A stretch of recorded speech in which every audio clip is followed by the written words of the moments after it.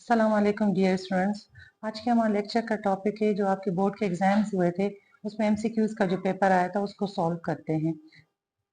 2025 का जो भी आपके एनुअल एग्जामिनेशन हुए थे। अब यहाँ पर आपके पास जो अच्छा ये आपको काम आएंगे। एक तो आप अपने पेपर को भी चेक कर सकते हैं कि कितने परसेंट आपने सही किया, कितने परसेंट गलत हुआ है। इसके अलावा आपके जो एंट्री टेस्ट होंगे किसी भी यूनिवर्सिटी में, तो उसमें भी आपको ये हेल्प देंगे। देखिए ये जो है इन्हीं में से इस तरह के क्वेश्चंस बनते हैं। अब यहाँ पर हमारे पास एमसीक्यूज में एमसीक्यूज नंबर 1 है हमारे पास कि इसमें आपको आंसर करना है कि oil of vitriol refers to borax, number 2 sulphuric acid, number 3 alum और नंबर 4 है हमारे पास कास्टिक सोडा। तो ऑयल ऑफ विट्रॉयल हमने चैप्टर 1 में पढ़ा हुआ था इंटर की केमिस्ट्री में। तो इंटर का पेपर है तो इंटर की केमिस्ट्री में हमने पढ़ा हुआ था ऑयल ऑफ विट्रॉयल के it is the old name of sulphuric acid. Means के सल्फ्यूरिक एसिड शुरू में जो डिस्टिलेट किया जाता था वो ऑयल ऑफ विट्रॉयल से डिस्टिलेट किया जाता था। दैट्स वाई यहाँ पर करेक्ट ऑप्शन हमारे पास है sulphuric acid which is number 2। फिर नंबर 2 है हमारे पास the fourth most abundant element in earth crust. कि यहाँ पर आपने आपके एंट्री टेस्ट में आए या कहाँ पर भी आए इस चीज को बहुत ध्यान से रखिएगा कि वो जो एलिमेंट अबंडेंट वगैरह पूछ रहे हैं कि कितना कितना कौन सा एलिमेंट जो है वो जाता है फोर्थ चौथे नंबर पर अर्थ क्रस्ट में पूछा है या अर्थ एटमॉस्फेयर वगैरह में। यहाँ पर उन्होंने अर्थ क्रस्ट में पूछा है। सो नंबर 1 ऑप्शन है हमारे पास एल्युमिनियम का, नंबर 2 है आयरन, नंबर 3 है कॉपर एंड नंबर 4 है क्रोमियम का। Number 4 chromium. सो यहाँ पर हमारे पास जो करेक्ट ऑप्शन है वो है आयरन का, कि आयरन इज दैट एलिमेंट जो अर्थ क्रस्ट में फोर्थ नंबर पर अबेंडेंट है। इसके 0.5% जो है ये हमारे पास अवेलेबल होता है अर्थ क्रस्ट में। नंबर 1 की अगर बात की जाए तो नंबर 1 हमारे पास ऑक्सीजन होता है, नंबर 2 पे हमारे पास सिलिकॉन होता है और एल्युमिनियम आता है नंबर 3 पर। बट यहाँ पर they asking the fourth most abundant के चौथा कौन सा ऐसा एलिमेंट है अर्थ क्रस्ट में जो बहुत ज्यादा है। तो यहाँ पर हमारे पास iron is the right answer. Third हमारे पास एमसीक्यू है the best oxidising agent among halogen. अब यहाँ पर इन्होंने बेस्ट ऑक्सीडाइजिंग एजेंट पूछा है हेलोजिन में, कि हेलोजिन में अगर फैमिली में देखा जाए तो कौन सा बेस्ट ऑक्सीडाइजिंग एजेंट है। सो ऑक्सीडाइजिंग बेस्ट ऑक्सीडाइजिंग एजेंट वही होता है जिसकी इलेक्ट्रोनेगेटिविटी हाई हो।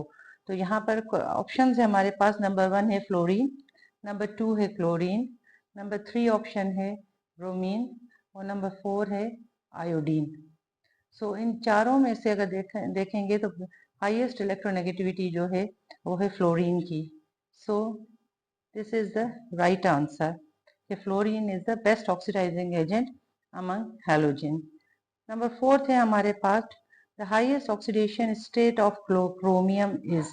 अब हाईएस्ट ऑक्सीडेशन स्टेट क्रोमियम की नंबर 1 ऑप्शन है +4, नंबर 2 है +5, नंबर 3 है +6 एंड नंबर 4 है +7।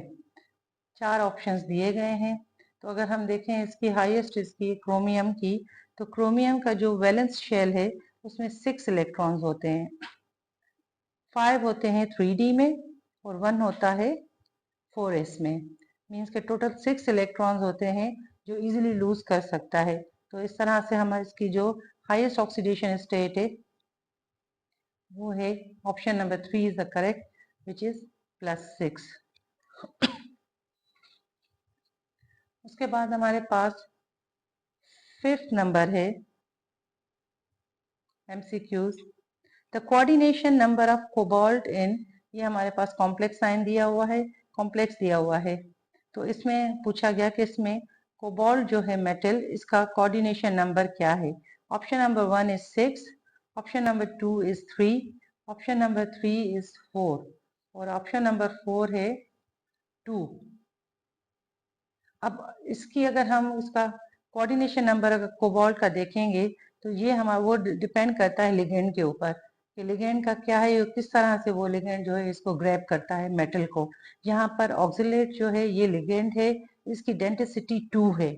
2 का मतलब है कि इसमें ये दो साइड्स हैं जो ये डोनेट करता है और ये ग्रैब कर सकता है, इससे कोबाल्ट इससे ग्रैब कर सकता है। अब यहाँ पर इसमें 2 इसका डेंसिटी है और 3 इसका नंबर है, तो 2 into 3 अगर हम देखेंगे, 3 इसके नंबर है और 2 इसकी ऑक्सलेट की डेंसिटी है, तो 2 into 3 हो जाएगी 6, मीन्स के right answer is the 6 is the right answer. The coordination number of cobalt in this compound is 6, number 1. और किस तरह से, वो मैंने अभी आपको बताया था कि ऑक्सलेट की डेंसिटी 2 है और 3 इसका नंबर है। कोऑर्डिनेशन नंबर यहाँ पर हम देखेंगे तो यहाँ पर कोबाल्ट का निकलेगा 6। फिर 6 हमारे पास है MCQs 5D series of outer transition element, 5D series of outer transition element. Option number 1 scandium से लेकर जिंक तक, ऑप्शन नंबर 2 एक्टिनियम से लेकर सेंटेरियम क्लोरोफोनियम तक, देन ऑप्शन नंबर 3 है हमारे पास यट्रियम से कैडमियम तक, और ऑप्शन डी है लैंथेनियम से लेकर मरकरी तक। So here the correct option is number 4, means के this is the 5D series. ये 5D सीरीज है लैंथेनियम से लेकर मरकरी तक। वेयर अगर हम देखें यट्रियम से लेकर कैडमियम तक, ये हमारे पास हो जाएगी, ये है 4D सीरीज है, और ये वाली जो है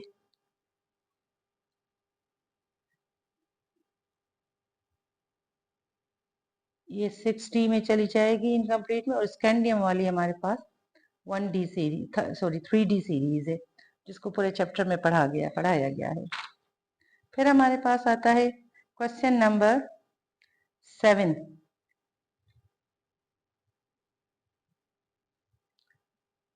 which of the following is most stable carbocation, कि यहाँ पर दिए हुए हैं कि इनमें से कौन सा कार्बोकेटाइन जो है वो ज्यादा स्टेबल है। कार्बोकेटाइन जो पॉजिटिवली चार्ज कार्बन होता है, जिसमें इलेक्ट्रॉन की डेफिशिएंसी हो जाती है जब कार्बन के ऊपर, तो वो कार्बोकेटाइन है। अब यहाँ पर पूछा गया है कि प्राइमरी, सेकेंडरी, दूसरा ऑप्शन है टर्शरी, और उसके बाद ऑप्शन है मिथाइल।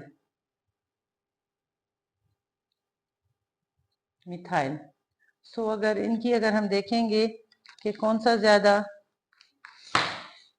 स्टेबल है, तो यहाँ पर देखें आप, ये हमारे पास है, ये कार्बोकेटाइन है।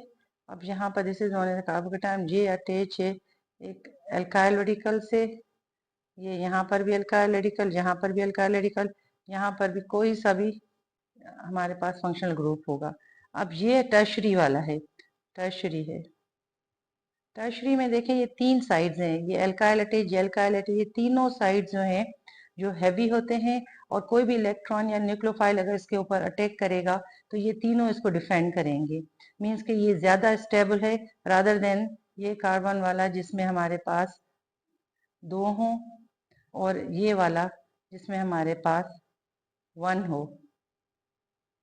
प्राइमरी, सेकेंडरी एंड टर्शरी, और प्लस मिथाइल जो है वो लेस स्टेबल है। तो इस हिसाब से हमारे पास जो राइट आंसर आता है कि विच of the following is most stable carbocation, हम कहेंगे इसमें number 3 option, that is the tertiary is the right answer which is most stable. फिर नंबर 8 में, अच्छा इसमें इंडक्टिव इफेक्ट भी काम करता है। फिर नंबर 8 है हमारे पास 2 molecules of acetic acid on condensation. अब कंडेंसेशन हो रही है जहाँ पर 2 मॉलिक्यूल्स जो हैं वो कंबाइन होते हैं, और एक उसमें वाटर मॉलिक्यूल जो है वो लूज हो जाता है। यहाँ पर है कि वो जब एसिटिक एसिड के 2 मॉलिक्यूल्स की कंडेंसेशन होगी तो इथाइल एसीटेट आएगा आंसर, या एसिटामाइड आएगा, या एसाइल हैलाइड आएगा, या एसिटिक एनहाइड्राइड आएगा। तो इसमें राइट आंसर हमारे पास हो जाएगा एसिटिक एनहाइड्राइड, इसलिए कि जब कंडेंसेशन हो जाएगी तो वाटर मॉलिक्यूल जो है वो इसमें से सेपरेट हो जाएगा, और इस तरह से एसिटिक एनहाइड्राइड का मतलब होता है कि मींस के विदाउट वाटर मॉलिक्यूल। तो यहाँ पर फॉर्मेशन हो जाएगी एसिटिक एनहाइड्राइड की, और प्लस एक वाटर मॉलिक्यूल बनेगा। So right answer is the acetic anhydride. उसके बाद हमारे पास नंबर 6 है, नंबर 9 है कैथोड इन कास्नर केल्नर सेल। ये हमने पढ़ा हुआ था। इसमें कैथोड जो कास्नर केल्नर सेल में है, ये किसकी फॉर्मेशन है? ये कैथोड किससे बना होता है? मरकरी की से बना होता है। और फिर हमारे पास क्वेश्चन है, अच्छा नंबर 1 मरकरी है, नंबर 2 आयरन कंटेनर है, नंबर 3 है टाइटेनियम ब्लॉक्स और नंबर 4 है कार्बन रॉड्स। सो राइट आंसर ये आयरन कंटेनर, थर्ड नंबर 3 में टाइटेनियम ब्लॉक्स और नंबर 4 में carbon rods. So number 1 is the right answer which is mercury. फिर हमारे पास नंबर 10 पे है द कंपाउंड, ये कंपाउंड गिवन है, इसका आयुपेक नेम लिखना है, हैज आयुपेक। अब यहाँ पर आपने बहुत ध्यान से देखना है कि they are asking about the IUPAC name. ठीक, इसमें ऑप्शन है हमारे पास, नंबर 1 है इथॉक्सी मीथेन, नंबर 2 है 1 मिथॉक्सी ईथेन, नंबर 3 है मिथाइल इथाइल ईथर और नंबर 4 है मिथॉक्सी मीथेन। अब ये जो कंपाउंड गिवन है, इस ये जो हमारे पास देखें यहाँ पर ऑक्सीजन लिंकेज है, सो ये ईथर लिंकेज है, मीन्स के ये मिक्स भी है, मिक्स ईथर है। किस तरह से मिक्स ईथर है? यहाँ पर मिथाइल है तो यहाँ पर इथाइल है, दोनों अलग अलग जो है अल्काइल रेडिकल्स अटैच्ड है ईथर लिंकेज के साथ, तो ये मिक्स ईथर है। और इसकी अगर नेमिंग देखें देंगे आयुपेक में, so the right answer is the 1 methoxy ethane. तो ये इसका आयुपेक नेम राइट है। वेयर इज ये जो है मिथाइल इथाइल ईथर, ये इसका कॉमन नेम है, बट यहाँ पर they are asking about the IUPAC name. इसीलिए मैं आपसे कह रही हूँ कि आपने ध्यान से देखना है कि इन्होंने आयुपेक नेम पूछा है या ओल्ड नेम पूछा है। तो आयुपेक जो है ये करेक्ट नेम होगा। अगर वो सिर्फ यही पूछते हैं कि इसका कॉमन नेम बताएं, तो फिर आप मिथाइल इथाइल ईथर लिख लीजिएगा। यहाँ पर आयुपेक के हिसाब से 1 मिथॉक्सी इथेन जो है, this is the right answer, number 2 option. उसके बाद आते हैं नंबर 10 पर। नंबर 10 है number 11 in benzene molecule each carbon atom of benzene is hybridized as. के बेंजीन मॉलिक्यूल में हर कार्बन एटम जो है उसकी हाइब्रिडाइजेशन क्या है? Option number 1 sp3, option number 2 sp2, option number 3 sp1 and option number 4 none of these. तो यहाँ पर बेंजीन में हर मॉलिक्यूल जो है उसकी हाइब्रिडाइजेशन होती है sp2। Option number 2 is the right answer. फिर क्वेश्चन यहाँ पर MCQs नंबर 12 है the functional group that contains a nitrogen atom. अब नाइट्रोजन एटम कौन से फंक्शनल ग्रुप में है? ऑप्शन नंबर 1 है एस्टर, नंबर 2 है कीटोन, नंबर 3 है अल्कोहल एंड नंबर 4 है अमाइड। तो एस्टर जो है उसमें नाइट्रोजन तो होता ही नहीं है। इसका अगर हम देखें तो इसका फंक्शनल ग्रुप कार्बन ऑक्सीजन के साथ, और यहाँ पर ऑक्सीजन और अल्काइल रेडिकल के यहाँ पर है ही नहीं नाइट्रोजन ग्रुप। एस्टर में कल कीटोन का देखें तो कीटोन में भी हमारे पास ये फंक्शनल ग्रुप है, ठीक है, तो इसमें भी नहीं है नाइट्रोजन ग्रुप। अल्कोहल देखेंगे, अल्कोहल में हमारे पास हाइड्रोक्सिल ग्रुप अटैच है, इसमें भी नहीं है। और अगर अमाइड में देखेंगे तो अमाइड में हमारे पास carbonyl group attach with nitrogen, इस तरह से। मीन्स के right answer is the amide, के functional group that contains the nitrogen atom is amide. फिर आते हैं MCQs नंबर 13 पर। 13 में पूछ रहे हैं the highly stable gas used as coolant refrigeration and also as repellent and aerosol spray कौन सी है? नंबर 1 है क्लोरोफ्लोरोकार्बन, नंबर 2 है ये कार्बन डाइऑक्साइड, नंबर 3 है carbon dioxide plus helium and number 4 है नन ऑफ दीज। तो कौन सी गैस जो है एज अ कूलेंट यूज होती थी? वो है क्लोरोफ्लोरोकार्बन। अब यहाँ पर राइट ऑप्शन है क्लोरोफ्लोरोकार्बन। अब ये पहले होती थी, आजकल इसकी जगह पर जो है HFC हाइड्रोफ्लोरोकार्बन जो है वो यूज होते हैं। जिसमें क्लोरीन नहीं हो और ओजोन की डिप्लीशन ना हो। सो पहले यहाँ पर ये as a coolant chlorofluorocarbons use होते थे, ठीक है, जो स्टेबल गैस है और वो ओजोन डिप्लीट होती थी। क्वेश्चन नंबर 14 है, which of the following compound is an important component of hair dye, कि हेयर डाई में कौन सा कंपोनेंट जो है वो इम्पॉर्टेंट है। नंबर 1 है पिक्रिक एसिड, नंबर 2 है रेजोक्विनोल, नंबर 3 है हाइड्रोक्विनीन एंड नंबर 4 है पायरोगेलोल। तो ये रेजोक्विनोल जो है और 1,3-बेंजाडिओल इसका जो है दूसरा नाम है। रेजोक्विनोल जो है it is the right answer. Then 15 है, melting and boiling points regularly decrease down the group. Group number 1 में डिक्रीज होते हैं, ग्रुप नंबर 2 में होते हैं, ग्रुप नंबर 7 में होते हैं या ग्रुप नंबर 8 में होते हैं। तो मेल्टिंग एंड बॉइलिंग पॉइंट जो है वो रेगुलर डिक्रीज होते हैं डाउन द ग्रुप नंबर 1 में। कि जिस तरह से आहिस्ता आहिस्ता इनकी साइज बढ़ती जाती है तो इनमें अट्रैक्टिव फोर्सेस भी कम हो जाते हैं। इस तरह से आहिस्ता आहिस्ता इनके मेल्टिंग और बॉइलिंग पॉइंट जो है वो डिक्रीज हो जाते हैं। नंबर 16 है एल्ब्यूमिन और यहाँ पर होगा ग्लोब्यूलिन। ये मिस प्रिंटिंग है, globulin. Globulin and casein are storage proteins हैं या हार्मोनल प्रोटीन्स हैं। थर्ड है ट्रांसपोर्ट प्रोटीन्स हैं या both 2 and 3। So number 1 is the right answer कि ये एल्ब्यूमिन, ग्लोब्यूलिन एंड कैसीन जो है वो स्टोरेज प्रोटीन्स हैं। ये मेटल आयंस और न्यूट्रिएंट्स को स्टोर करते हैं प्लांट्स में और एनिमल्स में।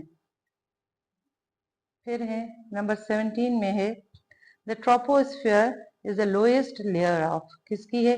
स्काई एटमॉस्फेयर की है, अर्थ एटमॉस्फेयर की है, मीजोस्फेयर की है नंबर 3 में, या ऑल ऑफ दीज। सो यहाँ पर है कि ट्रोपोस्फेयर जो है अर्थ एटमॉस्फेयर की लोएस्ट लेयर है, जहाँ पर पूरी वेदर चेंजेस होती हैं और सारा उसमें जैसे बारिश हो या हवा चले या बर्फबारी हो, जो भी हो वो सारा कुछ किस में होता है? ट्रोपोस्फेयर में। तो right answer is the earth atmosphere, lowest layer of earth atmosphere. तो इस तरह से है ये 17 है, इसके एमसीक्यूज के राइट आंसर हमने कर लिए। उम्मीद है कि आपको समझ में भी आएंगे। इसके एक्सप्लेनेशन भी मैंने आपको बता दी और राइट आंसर भी बता दिए। और ये सारे तकरीबन आपके सवाल के तकरीबन सारे ही आपकी बुक में से आए हैं और ये आपको एंट्री टेस्ट में भी काम आएंगे। आप इसको देखिएगा, पढ़िएगा, इंशाल्लाह बहुत अच्छा रहेगा। थैंक यू डियर स्टूडेंट्स, अल्लाह हाफिज।